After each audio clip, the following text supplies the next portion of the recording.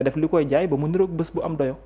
jaay na bësam ñu daal di wéyal ba tey desandi ci politique bi bii dañuy ñëw ci diggante entre le premier ministre ak le président de la république Ousmane Sonko ak le président Bassirou Diomaye Faye seen diggante ki nga xam ne moo di El Malick Ndiaye di président assemblée nationale moom daal di nay rassuré bu baax moom mën nañ jàpp ne c'est le sauveur wala sax le médiateur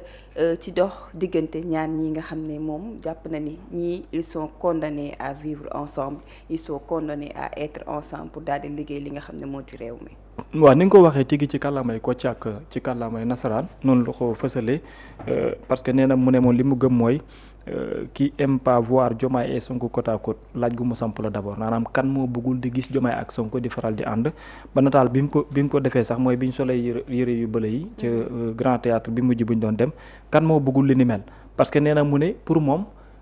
wax ne da ngaa bëgg réew mi te bëgguloo li ni mel di antu di wéy dafay mel ni ne waxu kasaw la ndax ku wane ne bëgg nga réew mi ku ne da ngaa war a dese kéem kattan pour que loolu gën loo xam daanaka looy jëmmal moom la nekk. nee na sax nag beneen bi mooy union wala le destin du Sénégal sont indissociables noonu la ko waxee maanaam ñoom seen ànd ak seen nekk pour ëllëgu Sénégal lu mënul ñàkk la c'est-à-dire c'est une obligation benn bi ñu ci tegaat tamit mooy ak lu mënti xew tamit bu ñu demee ci wàllum taarix wala ñu dem ci li nga xam daanaka moo di ëllëg gi ñoom ñaar seen ànd lu mënul ñàkk lay doon parce que seen wàllum nekkin la fañ ko dooree ba fi nga xamante ni foofu la ñu yegg mu yokkaat ci daaneel ga ne à vos 50 ans ensemble chers frères maanaam ngeen wéyal ba fii ak 2050 wala lu ko weesu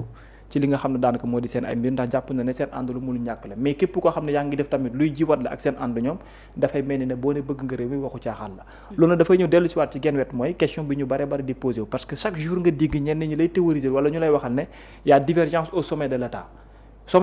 au sommet de l'État boobu noonu moom li ñuy prétendre mooy y a un problème entre Diomaye et Ousmane Sonko ñenn ñi sax jëm ba jàpp ne ndaje mi ñuy def le 8 novembre bi lenn la mooy démonstration la d'un parti politique contre l'actuel président de la République d'où des questions yi nga xam ne mu ngi faral di wàcc y a-t-il un problème et je pense que ne depuis quelques jours on a eu 2 réponses su ma juumulee grand théâtre xaw ma je sais pas mais bon après nit ñi wax nañ lii gars yi ñëw génn ànd di signe waaye signe yaakaar naa du offense au chef de l'État di reetaan ak yooyu noonu grand théâtre également gisaan nga la même chose donc où se trouve le problème et pourquoi on théorise toujours cette divergence au sommet de l'État. Mohamed, au-delà des sourires officiels li nga xam ne moom la ñuy gis mu ne fàng est-ce que réellement il existe des problèmes dox ci diggante Diomaye ak le président Bassirou Diomaye Faye ak le premier ministre parce que ñu ci bëri loolu la ñuy sous-entendre ci seen kàddu yi nga xam ne moom la ñuy yëkkati waaye gis nañ ki nga xam ne moo di El Malick Ndiaye di rassurer encore une fois ne ñaar ñi moom dañoo lié par le destin mais également par l'histoire. waaw xam nga El Malick Ndiaye Seneweb dalal noonu na ko lu yàggul dara. mu wax bi mu waxee ba noppi aussi le premier ministre Milan wax te ñoom ñaar ñëpp daanaka li ñu wax wutewul mooy mën nañoo bokk ay gis-gis waaye bokk gis-gis yooyu maanaam sori na lool ak bàyyante ba kii jaar ne kay jaar ne loolu le premier ministre l'a dit en Italie le président de l'Assemblée nationale wax na ko. li président di wax ci premier ministre Ousmane Sonko moom wax na ko à 2 reprises réitéré na ko donc je pense qu'à ce niveau-là les intentions sont affichées leneen li nga xam ne ni aussi am na mooy entre un premier ministre et un président de la République moom lu mel ni moom du si ñàkk loolu moom c'est tout à fait naturel entre un président de la République et un premier ministre yenn saa yi muy bañ a am ñàkk bokk gis-gis ak yu demee noonu mën nga si jël misaal yu bare bare diggante président Macky Sall ak son premier ministre Amadou Ba diggante surtout le président Abdoulaye Wade ak son premier ministre Macky Sall le président Abdoulaye ak son premier ministre Idriss Seck donc il y a pas mal d'exemples yoo xam ne nii dafay am mais ba tey bii dafay wuuteeg yooyu ñàkk déggoo moom du ñàkk parce que seen fonction yi mooy def de telle sorte que parfois sur des points précis ñu bañ ci am ñàkk see am sax déggoo man am na kenn ku may nettali mu ne am na kenn ku président Abdoulaye Wade bëggoon nommé ay jamono mu signé décret ba pare jox décret bi jamono jooju son premier ministre c'était Idrissa Seck mais Idrissa Seck dafa lànk ne du ma ko contresigner parce que man du ma cautionner la tortuosité donc loolu te ki ma ko wax ku leen jege woon la jamono jooju donc loolu du loo xam ne nii dafay extraordinaire ci diggante président ak premier ministre mais bii dafa wute parce que ñaar ñoo xamante leen ñaar la ñoo xam ne ni lu bëree bëri dox na seen diggante ñaar la ñoo xam ne ni aussi d'expérience te li ma leen di wax nii mu ngeen ko vérifier muy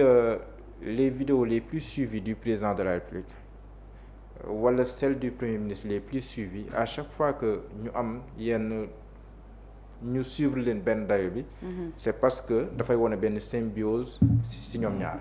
soit bu jugee si président dem si premier ministre am wala premier ministre am dem si président loolu ça peut se vérifier loolu li muy tekkale mooy sénégalais yi ñu si ëpp maanaam ànd bi muy woy di sax ñoom ñaar ñu woy di ànd dafa bokk si li nga xam moom leen di rassuré te dafa bokk si li leen di gën a intéressé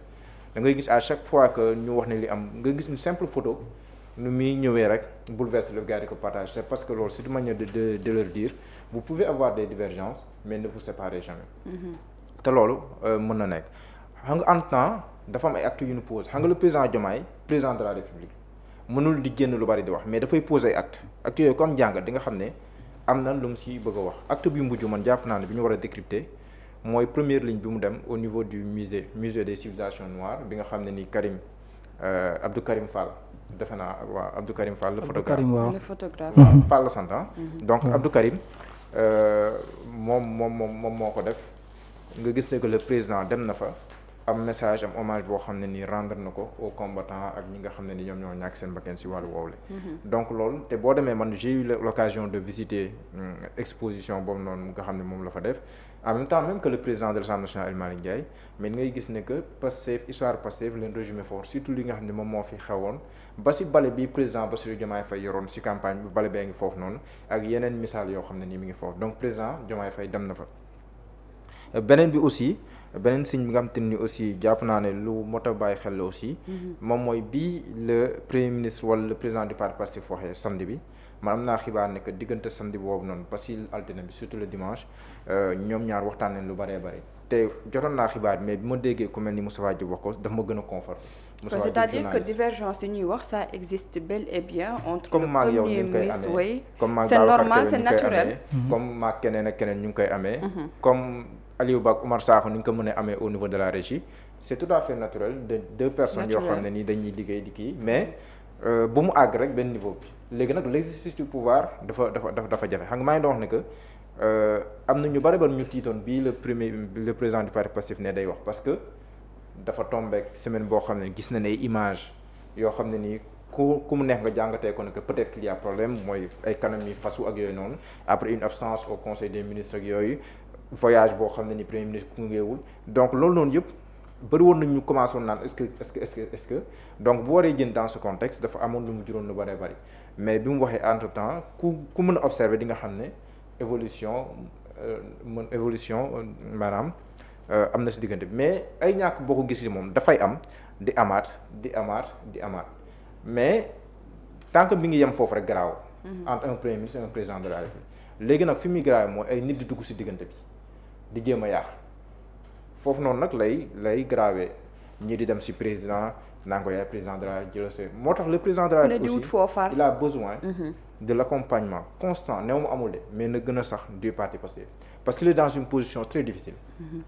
parce que dafa war a am ñaar yu mu war a gérer moom le président de la République si loxo ndeyjooram mi gérer sa relation avec son premier ministre par ailleurs son allié non pas son leader politique bi nga xam ne moom moo ko tànnoon mooy ngor bi mu war a sàmm si diggante ak moom si loxo ndeyjoor mu war a mu war a toogaay bu mot président de la République du Sénégal koo xam ne yooyu yaa yilif ñëpp mais kenn du la yilif donc si position boobu peut-être théoriquement mën na yomb mais ku nekk suñu na la jéem a nekk rek si position président Diomaye Faye ndax boo nekkoon président de la République quelque temps après rek doo commencé yëg sa bopp ba ne je suis le président de la République lan moo tax nangam te quoi qu'on puisse dire ba fii nii amul dara lu fës lu mu wone wala lu mu wax liy wane ne que mi ngi jël yoonu boppam donc ku mel noonu dafa soxla ñu gën koo mën a accompagner gën koo mën a renforcer gën koo mën a dëgëral parce que fa la intérêt Pastef nekk président du tour du nangam moom tamit par rapport à son premier ministre mu xam ne sa force c'est Pastef c'est Sonko il n'est pas assez critiqué il n'est même pas critiqué la moo tax parce que am na koo xam ne ni moom mooy jouer ce rôle là moom lañu critiqué di ko attaqué nekk donc sa soupape de sécurité politique c'est quelque part le premier Ousmane Sonko mooy ànd intérêt moo doon wax ànd yëpp bi si neex mooy intérêt bi nga xam te ni c'est mutuel moom moo ko lal bëggante ba pare intérêt lal ko moom boobu noonu moom day nekk loo xam ne ni moom boole naan wala boole tuur donc nañ gën a dëgëral seen diggante entourage ak yooyu noonu moom du leen si bàyyi moom c'est clair mais ñoom ñaar xamante ne yàgg na nañ gën a saxal lool le président El Malick Ndiaye moom il est le président de l'Assemblée nationale may na ko légitimité waaye tamit ku leen jegale ñoom ñaar may na ko légitimité à chaque fois que de besoin il faut jouer le rôle qui est le sien médiateur wala sauveur wala. parce que am na légitimité bi politiquement am na légitimité bi institutionnellement am na légitimité bi donc le rôle qui est le sien xam na ko dina koy doxal saa su ne te bi may mujjee jàkkaarloo moom rassuré na ba rassuré sax par rapport à la candidature parce que ñu bëri ñu ngi naan le problème c'est un problème de candidature ak yooyu pour clore le débat El Malick Ndiaye ne la na seen xel dal parce que assemblée ñun ñoo fa majorité te lu ñu neex la ñuy def si waxin quoi maanaam bu la neex mu ne modifier le code électoral ba sécuriser la candidature de leur du président Ousmane Sonko mais loolu 2029 la àgguñ sax mais yooyu yëpp dafay wane ne ay mbir mun naa xew mais entre nit ak nit mën nañ koo gérer di ko dépasser mais quand même man du ma surprendre naan diggante bi commencé na ñagas wala nangam lu normal entre un premier ministre et un président de la République. oui ay divergence du ñàkk. ñàkk gis-gis ci yenn yi. mënut a ñàkk ci ñaar ñi nga xam ne ñoom ñooy ànd di liggéey wala leneen lu ñu mel yu ko war a mën a juste rek mu bañ a déborder wala dem ci lu nga xam ne tàbbi ci leneen Babacar le poste de El Malick Ndiaye. non mais dafay gën a ñëw pour doyu par rapport fi ñuy waxee parce que pour man diggante ñaar ñi am ay divergences sur des points de vue ce sont des choses yoo xam ne yu normal moom la war a mën nekk pourquoi ñu bëgg ko def benn problème boo xam ne ni bu existé wul la benn bi nga ci boolewu mooy c'est vrai parfois mais pour man dama naan irresponsabilité la ñu baal ma ci kàddu gi pour une personne nga ne da ngay jéem wala da ngay théoriser une divergence entre deux personnes yoo xam ne aujourd'hui seen problème lu fatal la pour un pays bi nga xam ne yow sa jëm bopp moom nga yaakaar gis nga Mouhamed man du ma ci bëgg di ci yegg mais dama naan s'il y a une personne qui est redevable même si bëgguma sax ñu ci yegg dans cette situation ce n'est personne d'autre que l'actuel président de la République envers le Pastef parce que pour man Pastef desalu ko dara mais li Pastef def ba noppi acquis